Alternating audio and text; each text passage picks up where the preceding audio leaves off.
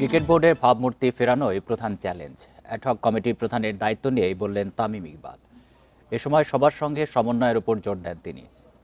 জাতীয় ক্রীড়া পরিষদ অ্যাডহক কমিটি গঠন করার পরই মিরপুরে বিসিবি কার্যালয়ে যান তামিম। একে একে যোগ দেন বাকি সদস্যরাও। সেখানে ঘণ্টা দুয়েক আলোচনার পর সংবাদ সম্মেলনে সংক্ষেপে প্রতিক্রিয়া জানান তামিম। তিনি বলেন, ৩ মাসের মধ্যে স্বচ্ছ নিরপেক্ষ নির্বাচন দেয় অ্যাডহক কমিটির লক্ষ্য। তামিম আরও বলেন, এখন থেকে বোর্ডের যে কোনো সিদ্ধান্ত জানাবেন মুখপাত্র তানজিল চৌধুরী। তামিমের নেতৃত্বে অ্যাডহক কমিটি বুধবার আবারও সভা করবে। সেখানে থেকে আসবে আরও সিদ্ধান্ত। দ্রুতই নানা কমিটির দায়িত্ব বন্টন করা হবে। 200-র বেশি সার্ভিস ও ফিচারে লেনদেনের সব বিকাশ অ্যাপে সম্ভব।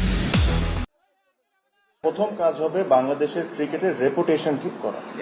এই লাস্ট 1-1.5 বছরে যে রেপুটেশন ড্যামেজ হয়েছে বাংলাদেশের ক্রিকেটের, এই ক্রিকেটের রেপুটেশনটা ঠিক করা হলো আমাদের সবচেয়ে ইম্পর্টেন্ট।